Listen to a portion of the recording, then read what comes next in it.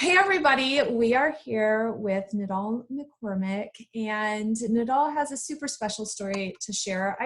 I really wish I was there in person and that we could see it in person. It would be so much better, but this will have to work for us. So Nidhal and I have known each other, I'm trying to think, it's been about 11 years, I think. It was before kids, before my husband. Well, no, I think he might have been in the picture when I first met you, but it's been a long time. And we've kind of just crossed paths over the years. Nidhal was married to the brother of one of my oldest best friends in the world, Jen. And so we encountered and we had our weddings kind of at the same time and did wedding chat. We were brides chatting about our days, and she's super special in this world. So I'm going to tell you, I have a box of Kleenex because I am all sorts of crying over everything lately. And so I'm ready for this. But so Nidhal has started this adventure for herself, or journey, or what are you calling this big new step in your life? I'm calling it a movement. A movement. I like it. Yes. I like it. And so she has started a blog, a podcast, just this movement called Beyond the Booty. And I'm going to let her just give a really brief intro of what that is. And if there was one kickstart moment to you doing that, what was it? Yeah, absolutely. Hi, everyone. Thank you for having me on, Kari. I'm so excited to come on here and just talk to your audience about what it is I'm doing, and hopefully just continue to bring great tips and hope to people out there that have suffered loss and been through a lot of brokenness. But Beyond the Booty is a movement that I started. I actually launched 3 months ago. So a little bit of background. I actually was in corporate America for 14 years, climbing the corporate ladder just at the height of my success. Decided that I wanted to do something that was more meaningful. And God had been speaking into my life for many years now, even before Matt passed away three and a half years ago, about just empowering women and writing and really talking to people about faith and identity. And so after Matt died, I continued to climb the corporate ladder and really just poured myself into work, and quickly realized, as I was exposed to an entire world that I wasn't exposed to as a married person, because when you're married, you kind of live in a bubble, you're doing your thing. Yes. You're not really exposed to what's going on out there in terms of women issues and all these other things. But I was really exposed to so much brokenness and so much lack of identity with women, because I became one of them. So I wasn't on the outside looking in. I really, through my own brokenness and going through the grief stages, got launched into this world of compromise and forgetting who I was and forgetting about my faith, and walking this road of just being exposed to a lot of negativity. And so my passion became fueled even more. And God said, it's time. You know, I've been calling you to write, and this is your gift. And I've known that this was my gift.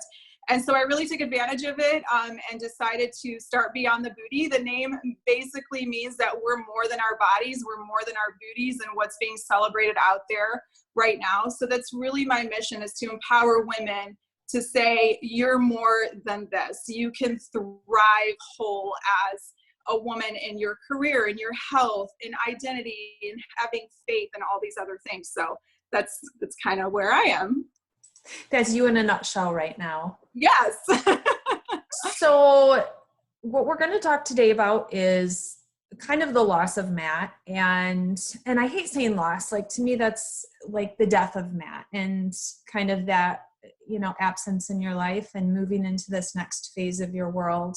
And some of the things maybe you've learned. I know that you've done a few different blogs and podcasts about kind of the day of his loss, and about some of the things not to say when you're going through kind of some of those end months, weeks, or the battles. So Matt had cancer, and he had a life of illness in a lot of different kind of seasons of his life. And so he had many, many mountains and many valleys. How long was that end kind of battle that you guys were going through? Yeah, the actual cancer part. Yeah, when you were, kind of that last bit of, I mean, because it was a long road Yeah. for you both, but that kind of end point, how long were you in that final trench, essentially? Yeah. Just over a year. So there was a lot of misdiagnosis and other things going on. Like you said, Matt had a lot of health issues from the time he was a kid. We actually ended up falling in love in a hospital we had been together for 11 years. So he had a lot of health issues, but the cancer itself was extremely aggressive, but he was misdiagnosed a couple of times because it was such a rare cancer that they took it out surgically 2 times before the neurosurgeon said, okay, this isn't behaving like what we've diagnosed it as. They were diagnosing it as a schwannoma, which is a benign tumor.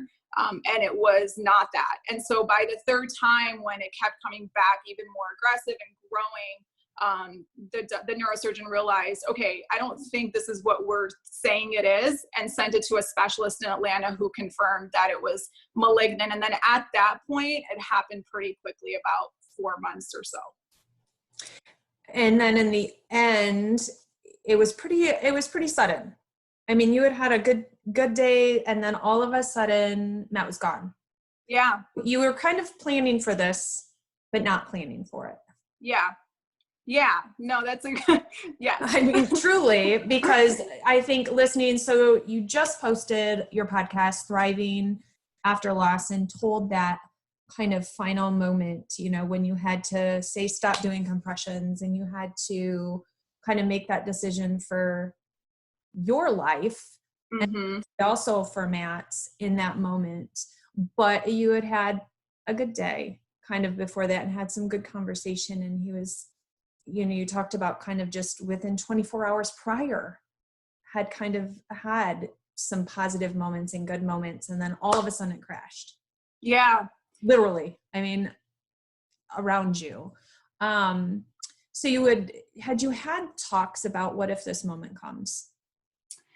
We didn't, because we were standing on prayer and so positive that we would get our breakthrough, which means for us, we are Christians, and we were praying for his healing and believed with all of our hearts, Matt being the first one to lead the way, that he was going to be healed.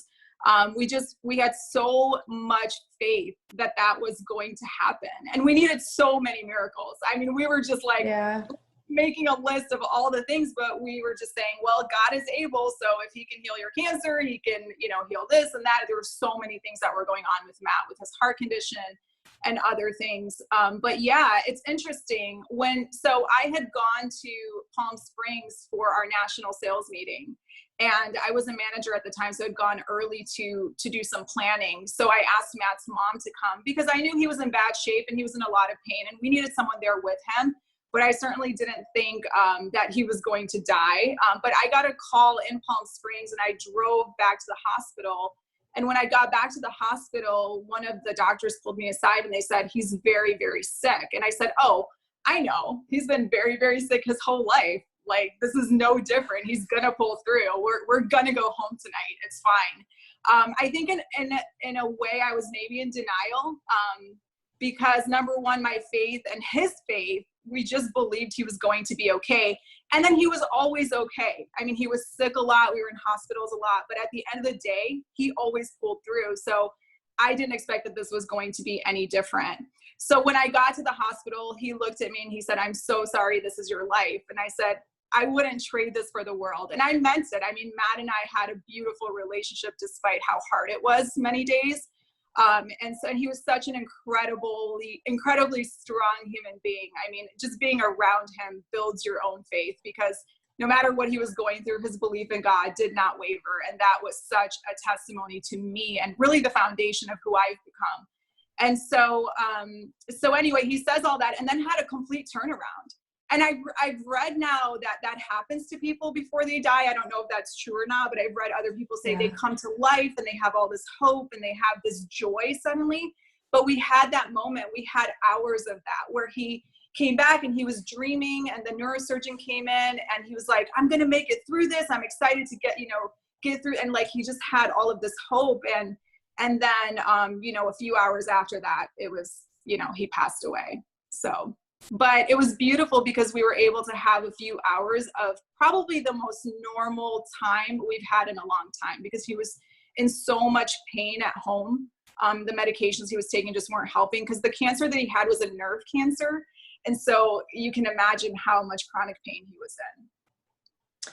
So do you think, I don't want to go down the religious path too much with all Sure. the pain, but it's such a, that is you, and that was Matt, and that is a lot of what your story is. Yeah. Do you think talking about the what if would have been giving into the devil, or do you know what I mean? Like what, Yeah. even though you're trying to be so positive, there's also reality. So do you wish you would have maybe discussed that more when the time was there, just in case? For a couple reasons, like it would have been nice to have all of the passwords for things and know what his desires were. Because that became a real challenge after he passed away. So here's what I'll say in terms of giving advice, hindsight. It's good to have the conversation. It's also dependent on the person. I think when someone is so sick and battling mentally, physically, emotionally, they're so drained that, you know, having that conversation with Matt specifically, having that conversation would have been extremely detrimental to his emotional stability or instability at that time. He was so vulnerable to everything. I mean, to the point where if he went to a doctor's appointment, you know, he'd call me crying, and that was not Matt. Matt was so strong and so incredible because someone cut him off. But when you're battling all the time, everything becomes a little bit more heightened in terms of sensitivity. So I think it's dependent on the person. Is it a good idea to write down passwords? Yes. Actually, Matt and his mom tried to do that, and it freaked me out to the point where I was like, I don't want these. So in hindsight, I'm like, I wish I had that piece of paper now. And then also just kind of understanding what that person wants. I think if you approach the conversation from saying, hey, if I were to die, or if you were to die, just as a family, let's talk about what would you want? Do you want to be cremated? Do you want to be buried? You know, things like that, I think are important, but it depends on how sick the person is and how much they're willing to even go there with you. Because I think although Matt kind of knew that could be a possibility, he didn't want to face it. He wasn't ready to. I think he truly thought he was going to make it out of all of this. So, well, like you said, question. No, any answer is a good answer. So it's your story. So, you know, there's no right or wrong to it. Well, and like you said, Matt had come out of so many situations prior. I mean, from the time he was born. So why not this time? Right. You know, why would you ever think, oh, this is going to be it, when you've made it through so many? And Matt was a dreamer. Like, I mean, he was a dreamer. And I think that's one of the things I liked about Matt, was because it was like, well, why not? Why not go to Hollywood and dream of being a movie star and a model and doing all this? Because why not? And it was kind of like, does anybody tell him no? And I don't think it was better because Matt was going to just do it. And I liked that about him. It was kind of this draw to him, and you didn't even know why, but it was just kind of like, yeah, this is me. Take me or leave me, but this is me. And you're at the hospital, and Matt has died. And they're like, so who do you want to call? Yeah. What do you do? Like, what is your next step? Because if you have not planned it all, how did you then go about figuring out even who to call at that time, and where's Matt going to go at this moment, and how long can I stay in this room with him? And kind of talk me through a little of that process, kind of your next step. Yeah, absolutely. First of all, I think I was in denial. Matt was a unique situation because he had a pacemaker. And so his pacemaker was still beating. So even though he was gone, and I knew it, I could see it. I mean, I just knew his light was gone. You know, when you're close to someone that they're no longer in the room. but his heart was beating. And until, you know, the company that had put in his pacemaker came in the next day to turn it off, that was going to continue to beat. So that was a little bit of, it messes with your mind a little bit. And then when someone passes away, they continue to twitch and like things happen. And, you know, that was a little bit challenging. But they came in the room and I think I was the one that said, where's he going? Like what happens now? Cause I'm very type A. Yes. So it's like, I was emotionally in this place, but where I find the most comfort is to just take action and start fixing things and start, you know, planning and go into like survival mode. And so I think I was in so much denial that I wanted to know where he was going to go, because my whole mind shifted from, okay, we didn't get the healing miracle. Now we're going to pray for him to be raised from the dead. So wherever he's going, he may need to get up and get out of this refrigerator. You know, like literally that's what I'm thinking. And so they said, you know, we're going to take him, but you can stay as long as you want. And they warned us, you know, the longer you stay, the colder his body gets. So just be aware. So they were kind enough to let us stay as long as we wanted. A few people came in. I know there was paperwork. I signed some things, but the first person we called it was 11 o'clock at night. So there wasn't any planning to be done necessarily. And the hospital basically told me, as soon as you decide what funeral home you're going to work with, we'll take care of working with them to just transport and all of that. So you don't need to worry about anything. So I knew that was kind of my next step. But we called Matt's dad. Sherry did actually. I couldn't really make the call. We called Matt's dad and let him know, and that was a very short call. And then I called my sister and I asked her to wake up her husband because they were very close to Matt. Matt was very close to my brother-in-law. And so I told them and they just said, what do you need? I said, I need you to get on a flight. I need you to be here tomorrow, because I just knew they were my support system. And so my brother-in-law jumped on a flight the next morning, but they were the only two calls we made that night, just because it was late and we were still trying to process and there was people coming in from the hospital. I mean, there was a lot happening after. But I remember the hardest thing in all of that was deciding when to leave and go home. That felt so final. Because when they say you can stay as long as you want, you know that the minute you walk out, that's the last time you're going to see them.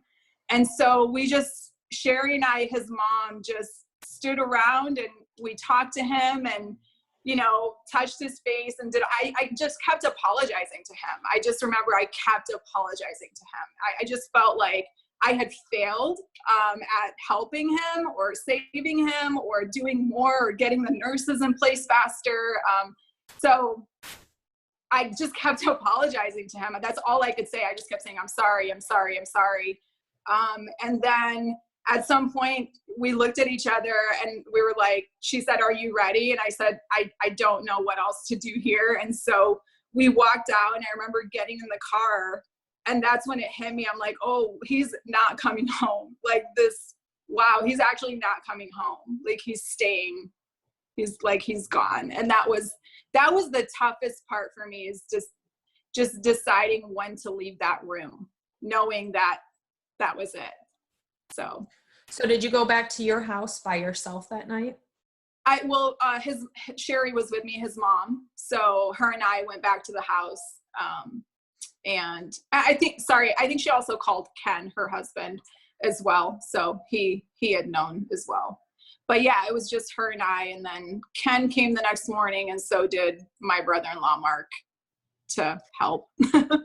And then when did you call a funeral home? Like, when did you try and figure that all out? Yeah, the next day, pretty soon after, because I didn't know how much time. I honestly don't feel like I knew exactly what was happening.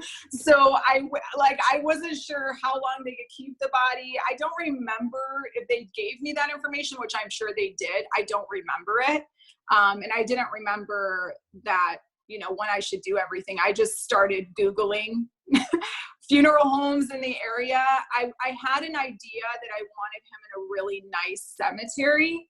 And so I just Googled nice cemeteries in Los Angeles trying to find, because I had no idea. We really had not planned for him to pass away at all. So I Googled and then found one that just had incredible reviews and I'm in Los Angeles, so a lot of stars are buried there. So I was adamant that that's where I wanted to go and visit, because I wanted the best for him, which really sounds weird, I guess. But I wanted something beautiful, and I wanted something to really just honor his life. And so once I had settled that that was the place, because it had the best reviews, I really didn't look anywhere else. I just went there. So perfect. And who did you take? You called and set up an appointment? I did, yeah. Called and set up an appointment. Who did you take with you? Because that's kind of a big thing, is who is going to be your people. And sometimes just everybody ends up going and with Matt, there's a lot of family, with divorced parents, and you get all these divisions of family, and then you had your family and his family. And so who did you narrow to decide to take with you, and how did you do that? Yeah, absolutely. So of course, I'm a big person that is very respectful. I come from a family where you honor your parents and everything else. So of course, Matt's mom and Ken were invited, and they were the ones that were there at the time. And so was my brother-in-law.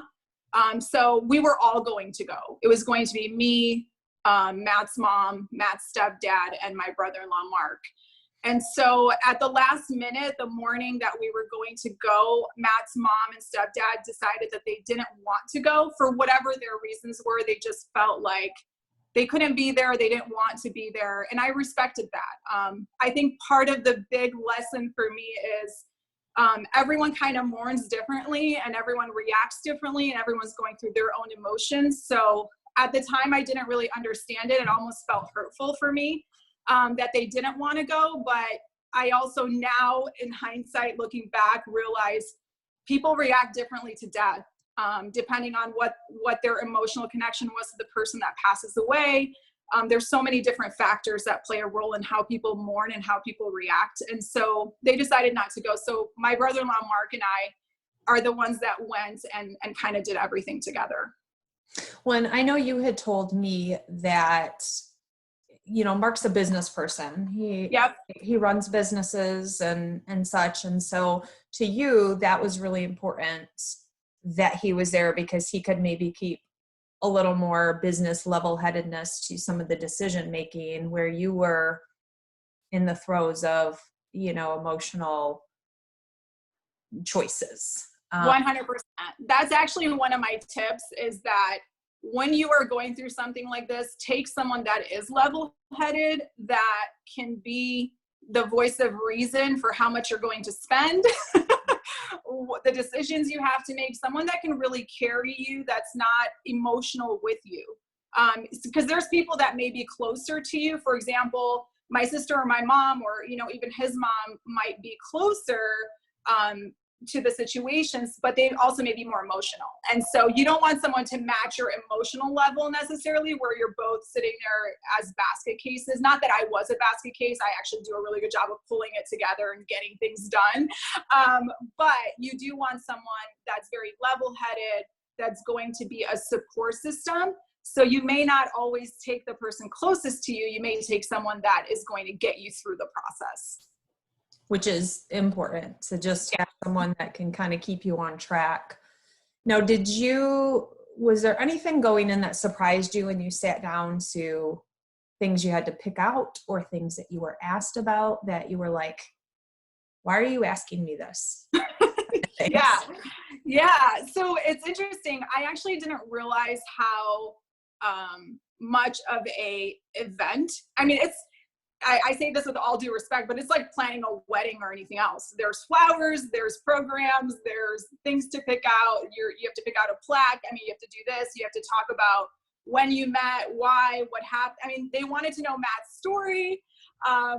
So I was surprised about, number one, how much of an event this was. I really did not realize. And the only other funerals I had been to were Middle Eastern funerals that are very, very different than what I was planning or walking into.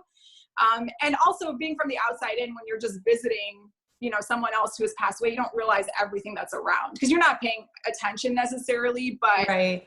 there were so many choices to make. And then we were touring the grounds for the available plots. Like we were doing a tour of Hollywood homes. I mean, he was pointing out that Michael Jackson was buried here. And I was a little insensitive, honestly. I was a little shocked at how salesman-y the person I was working with was, and how little emotion or empathy there was. So I think that just speaks to, and I know part of what you do is, you know, kind of empowering people to do things better. So I think for me, I was a little taken aback at how much of a sales situation this was. Where it was very matter of fact. Okay, what do you want for this? What do you want for this? Okay, these are the plots. You know, people are buried here and telling me how much it costs and where they were. And I'm like, I just lost my husband. Like, this is so bizarre. And it felt really cold. And even when we eventually picked the plot, he called it in on a walkie-talkie, you know, plot so-and-so, pull it off the page. And so spoken for on a walkie-talkie. So I think Mark and I were a little taken aback. And at one point we even kind of Mark said something to him. Mark said, hey, you know, like, it's kind of a sensitive situation. She just lost her husband like 2 days ago. And he finally softened up and said, oh, you know, I want to tell you, I actually lost my wife at age 36. And he shared a personal story, which made us all like take a deep breath, because there is so much going on. I think a couple of the things that shocked me was how expensive it was. That was shocking. And that you actually own a piece of land that's considered a land ownership. So I made a joke that was the first piece of land that I bought in California. Because I think it's important to laugh through the process as well. I mean, there's so many hard, painful moments that if you can find any little thing to laugh about, and part of that, even though the salesman was really cold, it allowed us to have a few laughs about who he was and what he was doing and how disturbing some of it was. So the cost, I think, was shocking. They wanted to know a lot about Matt and who he was and what he did. And I was confused about that. I'm like, why do you care? Why does this matter? Like, he's not here. And then, let's see, what else was there? Cost. Yeah, I think that's pretty much everything that kind of shocked me. The other thing is, you know, when he was talking about, what casket do you want? What plaque do you want? And kind of walking us through this assembly line of things to pick out, and flowers and all of this. I realize now after that I should have asked for an itemized of like what I was paying for, because they sell you packages. So so like anything else, I think just paying attention to what exactly are you getting? Do you need all of it? Do you want all of it? And then the hardest thing for me was picking his outfit. Like it didn't even dawn on me that, you know, when he said, okay, come back tomorrow with what you want him to wear, I had a meltdown. I just could not believe that I was picking his last outfit from his closet for what he would, you know, want to wear. And I knew I wasn't going to put him in a suit because Matt didn't wear suits. And so I remember I said, well, I want him to be comfortable. So can I, you know, put him in like sweatpants and a t-shirt?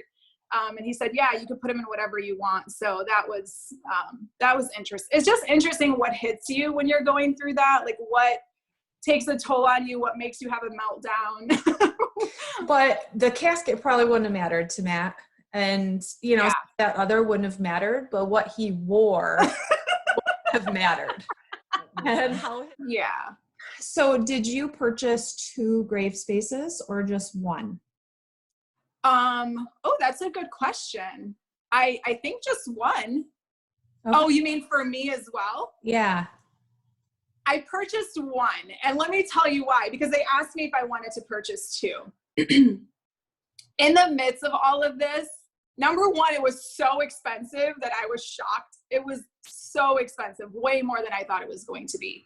But I honestly, still in the back of my head, I had hope, even through all of this, that I was going to have a life after this. I know that sounds crazy to think about in the moment, but I knew that I didn't know where life was going to take me. So I really didn't want to be tied to that plot, because then I'd want to buy like maybe multiples and what if I have a kid, do I want them next to me? And so I was still young enough to kind of understand, like, what if I have children, am I going to buy 4 plots potentially? Like, where do I stop? And so Right.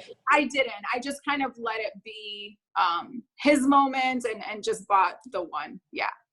Well, and that's, I find that because a lot of people don't realize that 30, early 40-year-old women, widowers, is very common right now. There's an epidemic of young men who die of heart attacks and overdoses and all these things. And sitting and talking to young widows about some of those specific, are you going to want 2 plots? Do you want to plan, not in the moment, you're almost forcing somebody to make a decision. Am I going to get married again? Am I going to have a life again? Like you said, and many take offense or don't want to talk about it or don't want to think about it because this is the love of my life and I'm never going to love again. And why would I ever have children with anybody else again?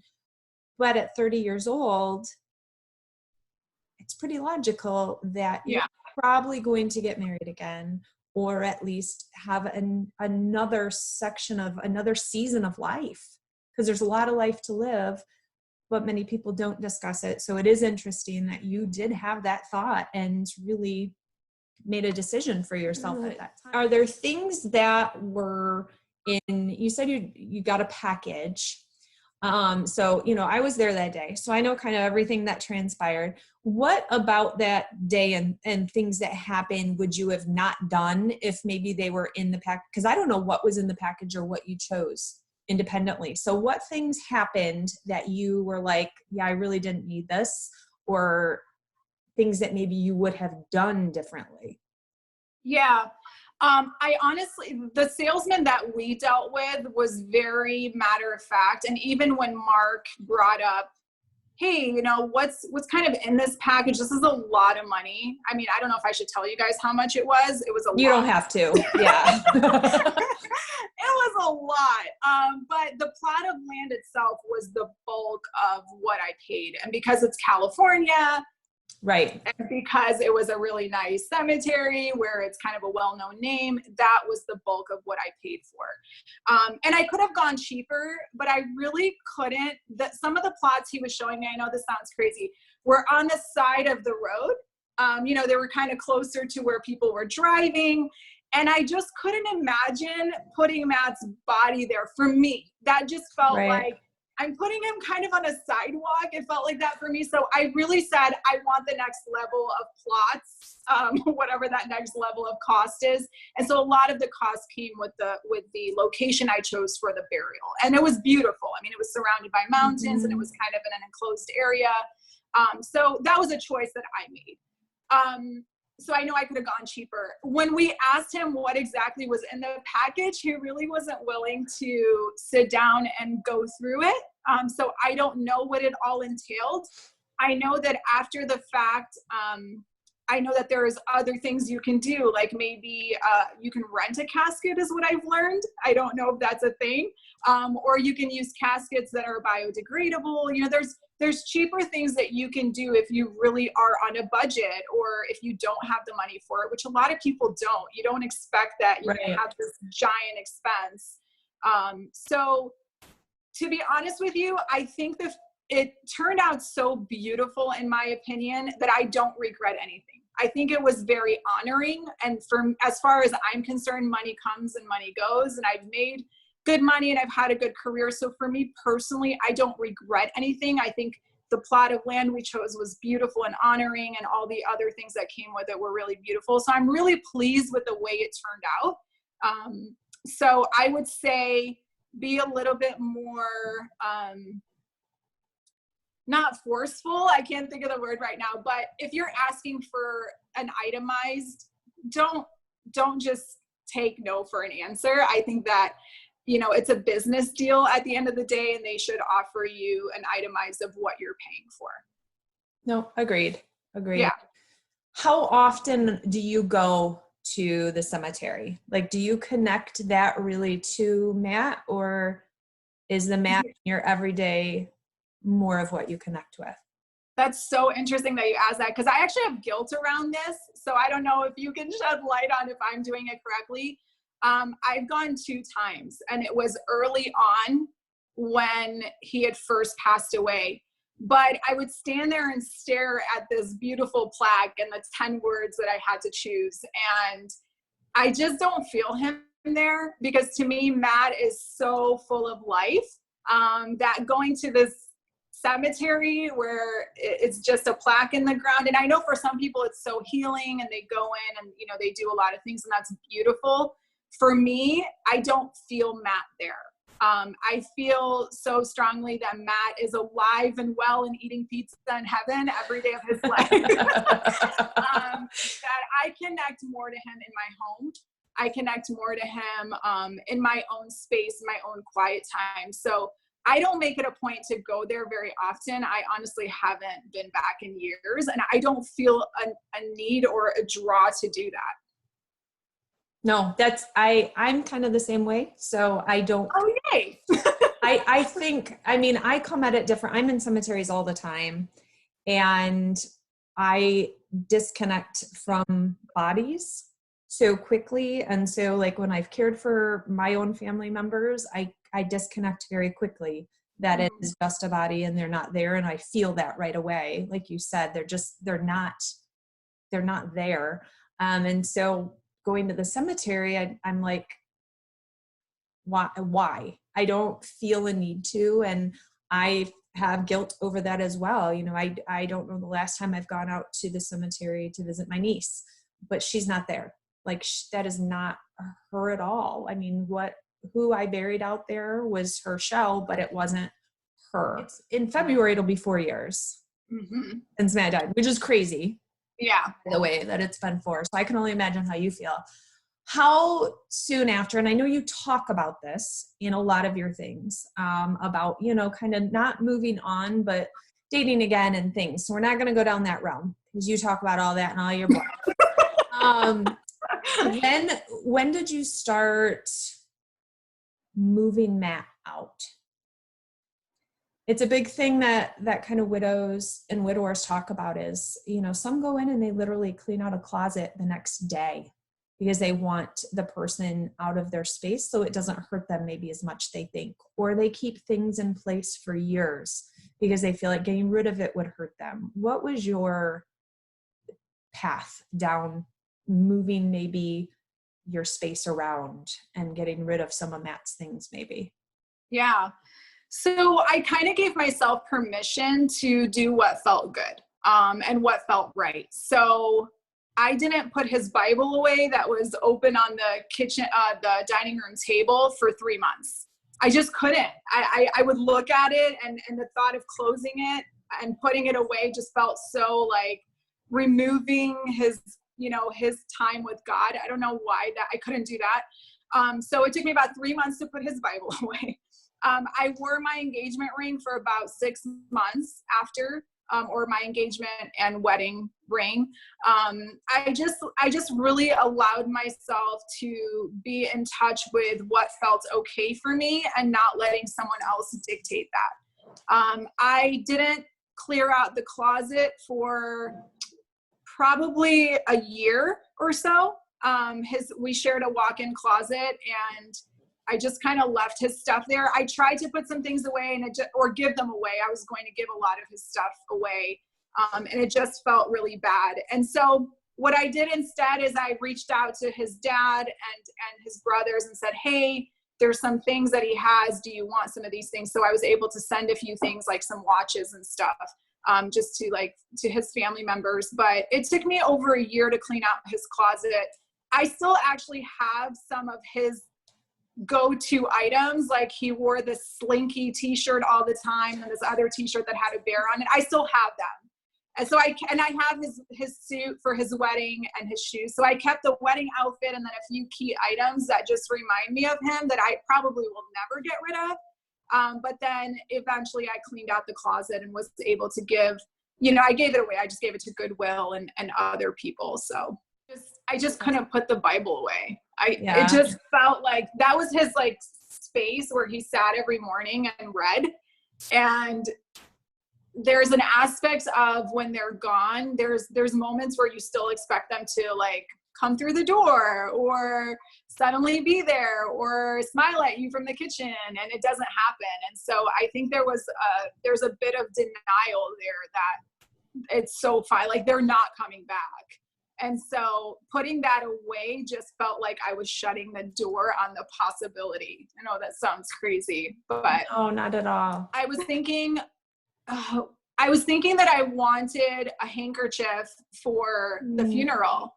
And I was telling Mark, I'm like, I think I want like a white handkerchief for like, cause I thought I would cry at the funeral. I actually didn't cry at all. And I think that that's okay. That might free some people, that if you don't cry, that doesn't mean you love them any less. It could just be that you're in survival mode or whatever, which I was in that moment. But I was thinking that I wanted a white handkerchief, and I come home one day, and there was a white handkerchief folded sitting on my bed with a feather on it. And I was like, Sherry, Ken, and that's his mom and stepdad, I was like, did you guys get me this white handkerchief? And they're like, no, honey, what are you talking about? No one that was in my house got me this handkerchief. It like miraculously appeared on my bed with a feather. But then I started getting feathers constantly over the next few months. They would like drop in front of me. I would see them everywhere. Crazy. I know. So I don't know. I'm not one of those like, oh my God, a handkerchief showed up from heaven. But this handkerchief showed up that I wanted for the funeral, and no one bought it for me. So that's pretty amazing.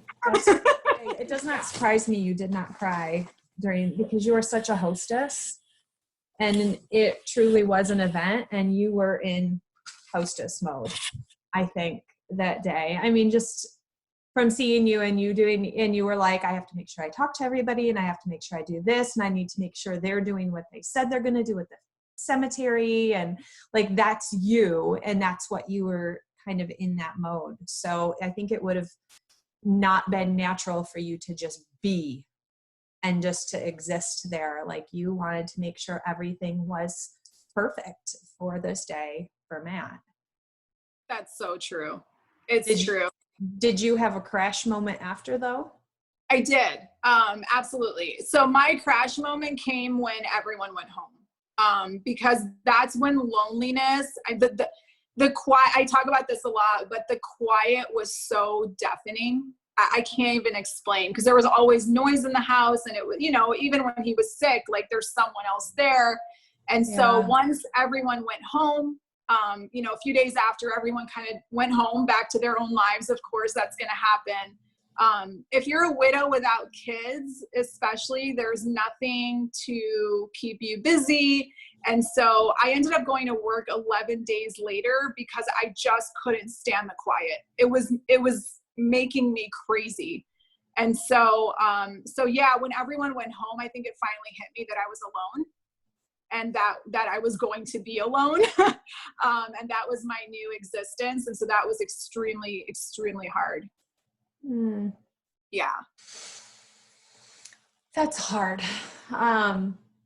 For many, like, I can't imagine, going, they talk about you go from 2 to 1, like, it's not planning for somebody else. It's not making meals for other people. It's just you again. And especially when you've been the caretaker, and you were the caretaker for a long time, and to not have anybody else to care for but yourself.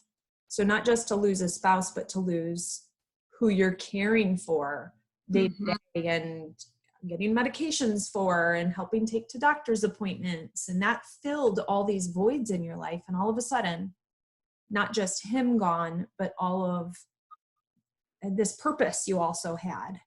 Yeah, it became my identity. Yeah, it was my identity for so long. I think that's why I was so lost, because you're exactly what you just said, and I'm amazed that you understand that. But yeah, it was who I was. I was a caretaker, and I was a career woman, and that was it. I prayed, I took care of Matt, I worked, and that was it. And so when that was taken away, I literally threw up my hands and I'm like, who am I don't know who I am. And so having to redefine that and being launched into this world that I had exited, 11 years ago as a single person and as someone who's so broken at this point and wanting to stop hurting, really created a disastrous situation for me for a while. So enter the blogs about the crazy men. I'm like, I've had that man. Yep, I did that one. Yep, I did. Oh yeah, I knew him too. Yeah. Good stuff. Well, thank you for joining me. This will be our first chat session. I think there's a couple more we need to do for sure. Yes. But you have so much good content. So go over, check out Nidhal's blog and podcast. So if you don't like sitting and reading, I love that you are narrating and putting these on podcast because I can then listen to them while I'm driving when I don't have time to sit and read anything right now. So it's so good to be able to catch up, except when I sit and, cry the whole time I'm driving, which that's okay. That's okay. It's good. Valleys and mountains. We got to get to the mountains. So thank you so much for sharing your story. I know this is a huge thing for you to open your life and to open your heart and these painful moments, but I know you're doing it all out of love for just people and healing and betterment of everyone. So I love the purpose. I think it's awesome. Thank you so much, Kari. And yes, I just want people to know above all else that there's hope. There's hope after loss. There is a life after loss, even though it may not feel like it in the moment, because I know when I was going through it, I just wanted to connect to someone and know that there was a possibility of a future. So I hope that that's what I can bring to people. So thank you.